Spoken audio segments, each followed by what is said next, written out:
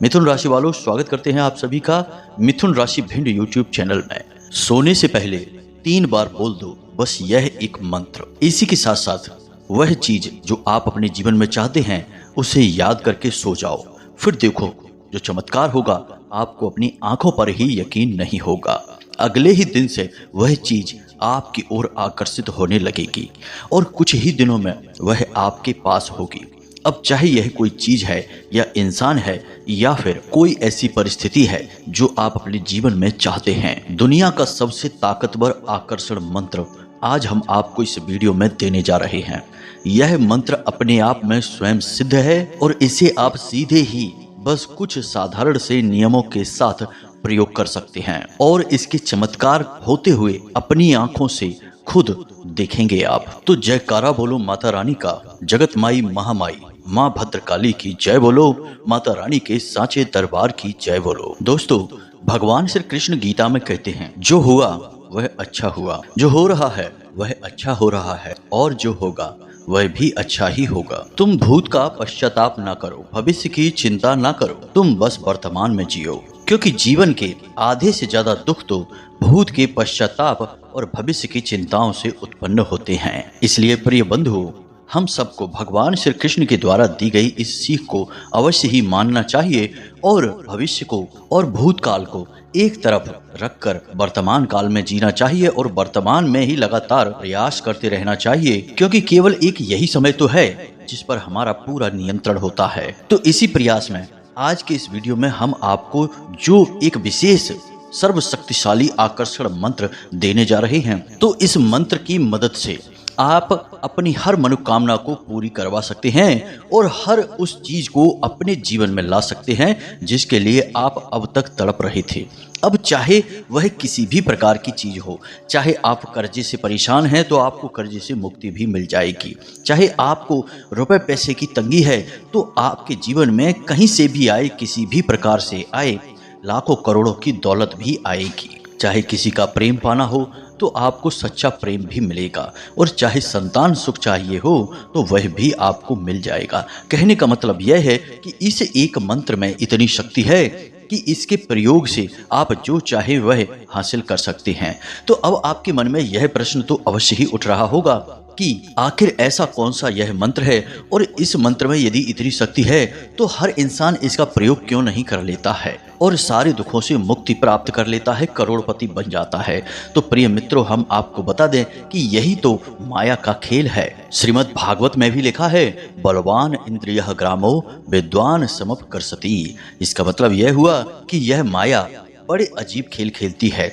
बुद्धिमान इंसान को मूर्खता वाले कार्य करने पर मजबूर कर देती है और किसी मूर्ख इंसान से कभी कभी ऐसे विद्वानों वाले कार्य करवा देती है कि लोग आश्चर्य में पड़ जाते हैं। तो ऐसे में जब किसी को ऐसे विशेष मंत्र के बारे में बताया जाता है तो कभी कभी माया उसके ऊपर इतना गहरा शिकंजा कस देती है कि उस इंसान को ये सारी बातें झूठ और बकवास लगने लगती हैं और वह कहता है कि हम इन सब बातों को नहीं मानते हैं, हम तो कर्म की शक्ति को मानते हैं और अपने कार्य से ही अपने जीवन को बदल डालेंगे, इन मंत्रों में हमारा भरोसा नहीं है। और आज के समय में इस वैज्ञानिक युग में भागदौड़ भरे जीवन में ऐसे लोगों की संख्या बहुत अधिक हो गई है। आपने देखा होगा कि लोग अधिक से अधिक चीजों के लिए, छोटी छोटी बातों के लिए दिन रात परेशान रहते हैं, विचलित रहते हैं। यह माया का ही तो शिकंजा है जो कसा हुआ है।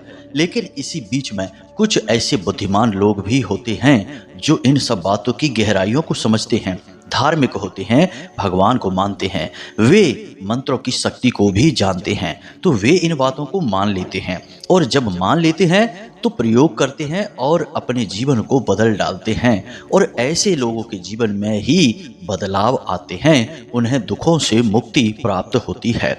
प्रिय बंधु, हम ऐसे सैकड़ों नहीं हजारों लोगों को जानते हैं जिन्होंने पूरे भाव के साथ मंत्रों का, उपायों का और पूजा पाठ के विधानों का प्रयोग शुरू किया अपने जीवन में और अपने कष्टों से मुक्ति प्राप्त की और मनचाही वस्तु अपने जीवन में उन्होंने आकर्षित कर ली। जी हाँ प्रिय बंधु, तो कहने का मतलब यह हुआ कि गुरु केवल मार्ग बता सकता है, किसी भी शिष्य के अंदर बुद्धि नहीं दे सकता, केवल ज्ञान दे सकता है।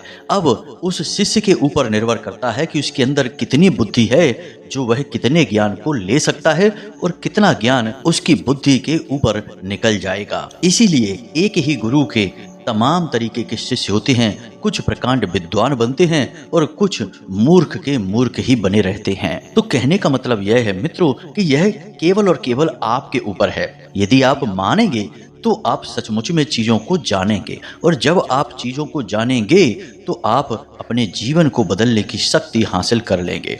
और यदि आप मानेंगे ही नहीं तो बात ही खत्म हो जाती है। फिर तो आप इसी वक्त इस वीडियो को छोड़कर चले जाइए, क्योंकि मूर्ख और अधर्मियों से हमारा कोई भी संबंध नहीं है।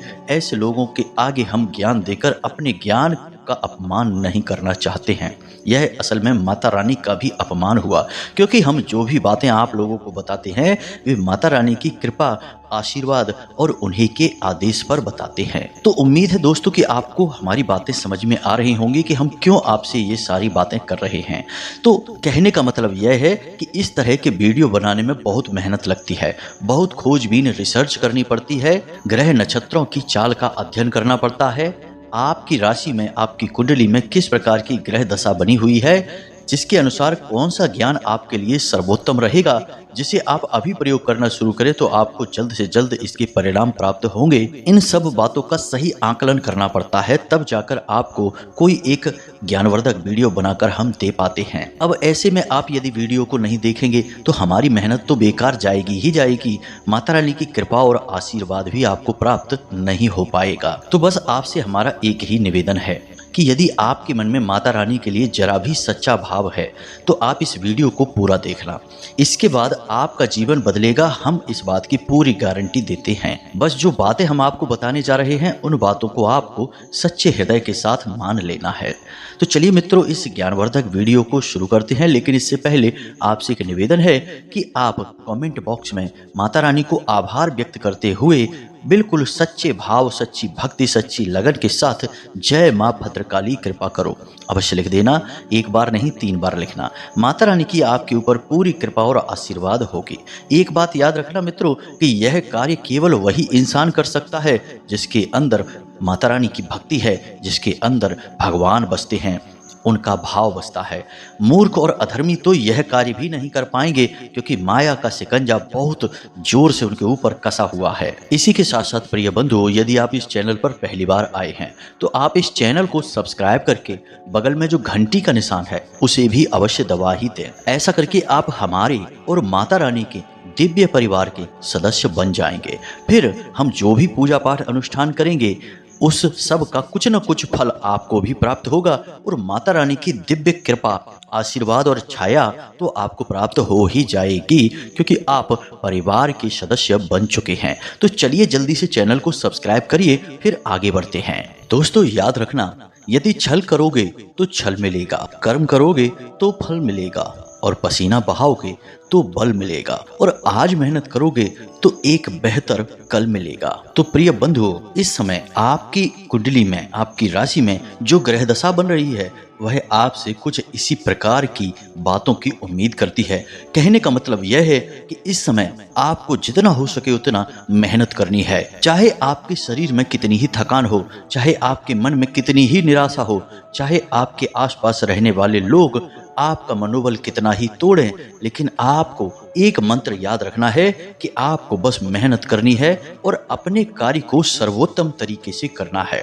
और ऐसा हम इसलिए कह रहे हैं क्योंकि अब शनि की चाल बकरी होने जा रही है, और शनि की बकरी चाल में आपको कुछ खास बातें हैं जिनका बहुत अधिक ध्यान रखना होगा। जी हाँ दोस्तों, 29 जून से आपके जीवन में कुछ बड़े परिवर्तन आएंगे।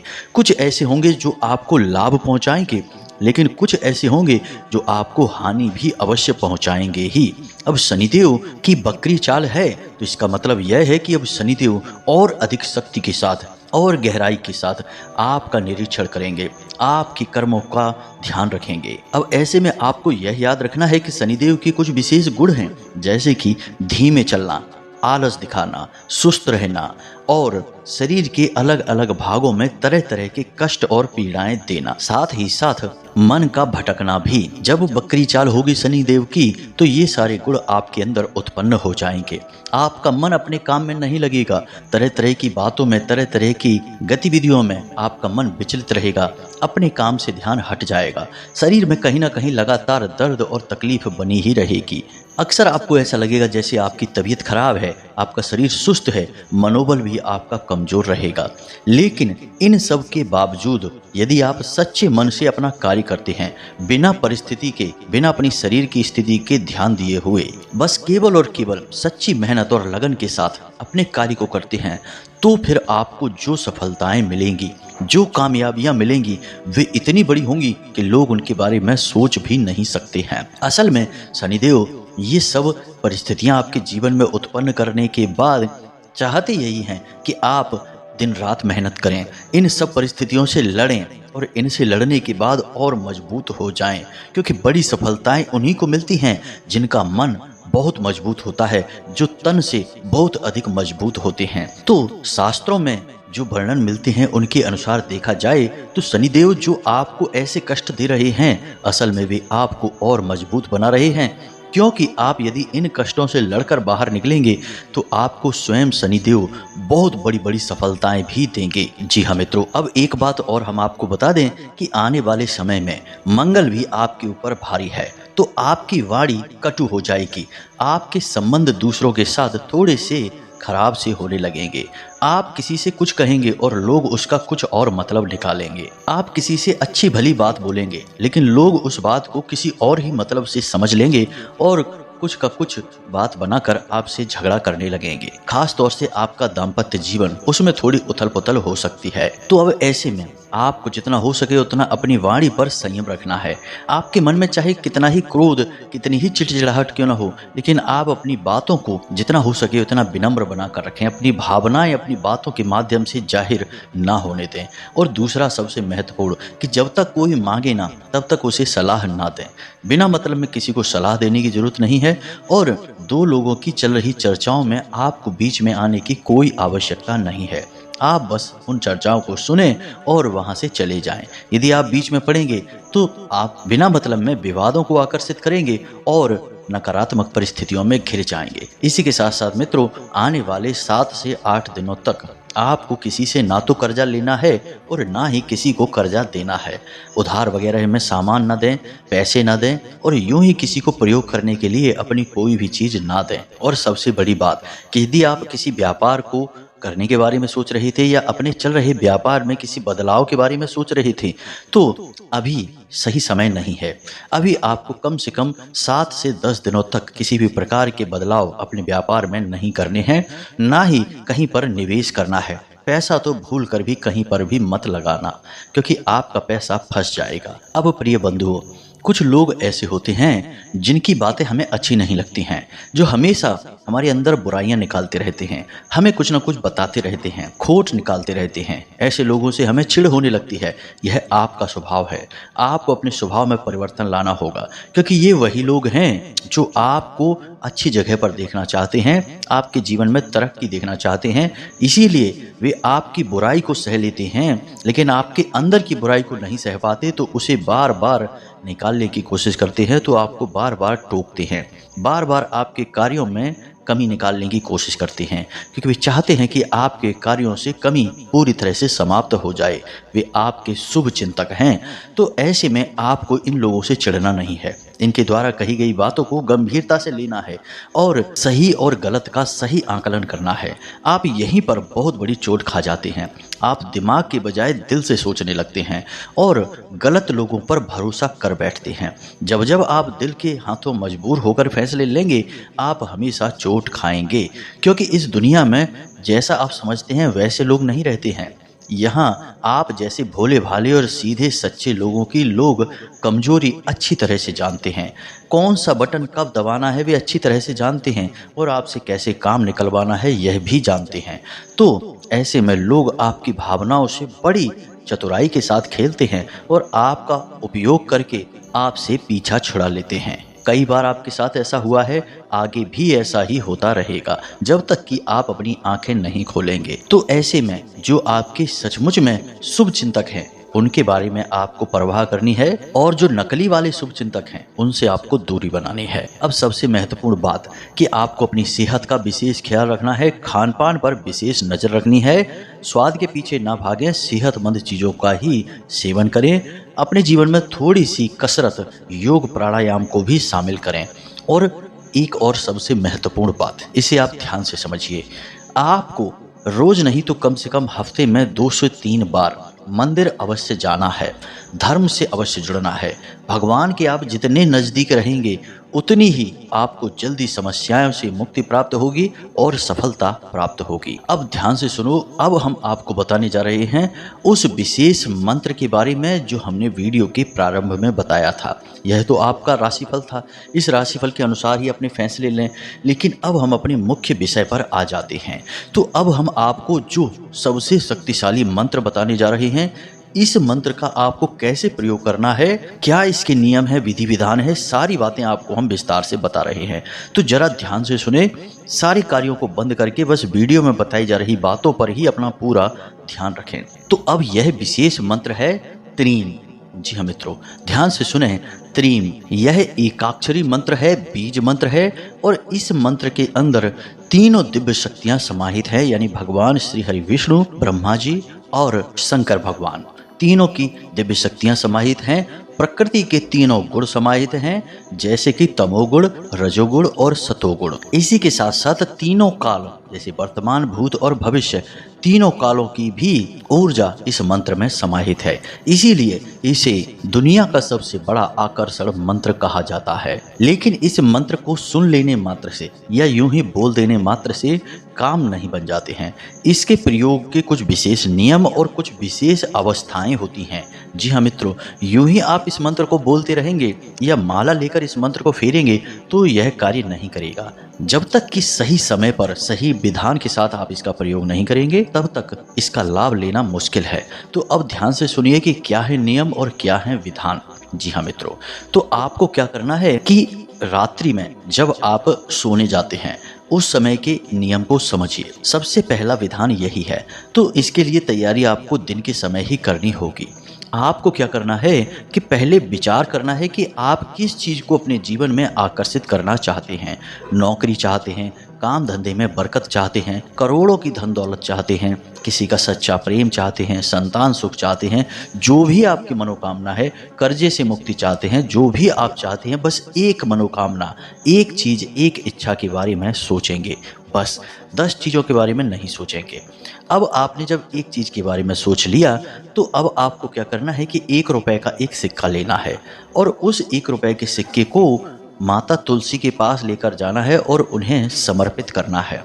जी हाँ मित्रों, अब उन्हें समर्पित करने के बाद आपको उनसे एक तुलसी का पत्ता ले लेना है। जी हाँ मित्रों, और जब आप तुलसी का पत्ता उनसे ले रहे हों तो मन ही मन माता से यह प्रार्थना करनी है कि हे माँ तुलसी, हम आपसे यह पत्ता किसी विशेष मनोकामना की पूर्ति के लिए ले रहे हैं। आप इसमें अपनी पूरी कृपा और आशीर्वाद भर दें ताकि हमारी वह विशेष मनोकामना पूरी हो जाए। जी हाँ मित्रों, बस इतना सा आपको करना है और उस पत्ते को लेकर आ जाना है। यह कार्य आप जब सूर्य उदित होता है, यानी कि सूर्योदय और सूर्यास्त के बीच में करना है, सूर्यास्त होने के बाद नहीं करना है। अब आपने तुलसी का एक पत्ता लेकर रख लिया है, उसे आप अपनी जेब में रख सकते हैं, अपने पूजा स्थल पर रख सकते हैं, कहीं पर भी रख सकते हैं। उसका अब आपको प्रयोग करना है। नियम क्या रहेगा इसे आप ध्यान से समझिए। अब आप स्नान आदि करने के बाद सोने के लिए तैयार हो रहे हैं, भोजन आदि हो चुका है, सारा कार्य समाप्त हो चुका है। अब आपको आधे घंटे तक किसी से कोई बात नहीं करनी है। हो सके तो आधे घंटे तक ना करें, 10, 15, 20 मिनट तक आपको किसी से कोई बात नहीं करनी है। सोने से पहले की बात कर रहे हैं हम। जब आप सोने जा रहे हैं उससे आधे घंटे पहले ना तो फ़ोन चलाना है, ना कुछ सोचना है, ना किसी से कोई बात करनी है। मन में जो विचार आते रहते हैं उन विचारों को आपको पकड़ना नहीं है। बस विचार आएंगे जाएंगे, उन्हें जाने दो, आने दो। कहने का मतलब यह है कि आप धीरे धीरे धीरे धीरे नींद या यूं कहें कि योग निद्रा की ओर बढ़ रहे हैं। अब जो आप सोएंगे तो वह नींद नहीं होगी, वह एक योग निद्रा होगी, क्योंकि उस योग निद्रा से आपको लाभ प्राप्त होने जा रहा है। आपका सूक्ष्म शरीर आपकी ओर उन चीजों को आकर्षित करेगा, चाहे वे दुनिया के किसी भी कोने में क्यों ना हो। जी हाँ मित्रों, तो अब आपको क्या करना है, तो यह तो नियम आपने सोने का सीख लिया, तुलसी माता से आपने पत्ता भी ले लिया। अब आपको क्या करना है कि रात्रि में जब आप सोने जा रहे हैं अपने बिस्तर पर बिल्कुल सीधे होकर लेट जाएं। तुलसी का वह पत्ता आपको अपने मुख में रख लेना है। जी हाँ मित्रों, अब आपने अपने मुख में तुलसी माता का वह पत्ता रख लिया है। अब आपको 3 बार बोलना है, त्रीम त्रीम त्रीम। उसके बाद आपकी जो मनोकामना है, जैसे आपको नौकरी चाहिए तो आपको बोलना है कि मेरी नौकरी लग चुकी है। अब फिर से आपको मन ही मन यूं ही बोलना है, त्रीम त्रीम त्रीम, मेरी नौकरी लग चुकी है। फिर से बोलना है, त्रीम त्रीम त्रीम, मेरी नौकरी लग चुकी है। इस प्रकार आपको यह मंत्र 7 बार बोलना है और तुलसी के पत्ते को मुख में रखकर ही बोलना है। अब आपको मुंह से उच्चारण नहीं करना है, मन ही मन इन सब बातों को करना है। आपको किसी को सुनाना नहीं है, किसी को बताना नहीं है कि आप कोई उपाय कर रहे हैं, कोई मंत्र से किसी प्रकार की क्रिया कर रहे हैं।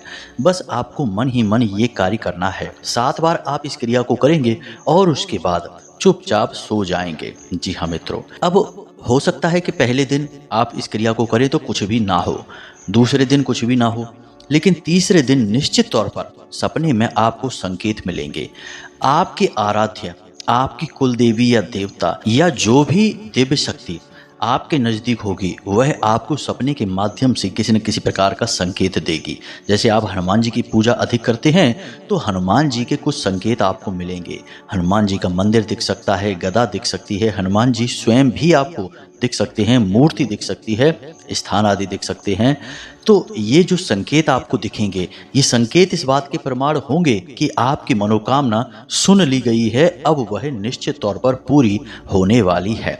निश्चित तौर पर तीसरे दिन आपको संकेत मिलेंगे ही मिलेंगे। अब आपके यदि पितृ पूर्वज आपके सबसे नज़दीक हैं, आपसे प्रसन्न हैं, खुश हैं, तो आपके पितृ पूर्वज आपको सपने में दिखाई देंगे। जी हाँ मित्रों, कोई ना कोई एक ऐसा इंसान जो आपके परिवार का भी इस दुनिया में नहीं है, वह आपको सपने में दिखाई देगा।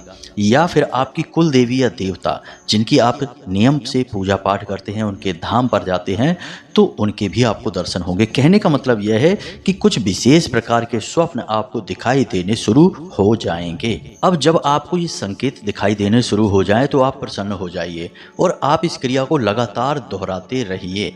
शास्त्रों की यदि माने तो आपको यह क्रिया कम से कम 21 दिनों तक दोहरानी चाहिए। लेकिन 21 दिनों तक लगातार इस क्रिया को आप नहीं कर सकते हैं, क्योंकि आपको रविवार, मंगलवार और एकादशी को तुलसी का पत्ता नहीं तोड़ना है।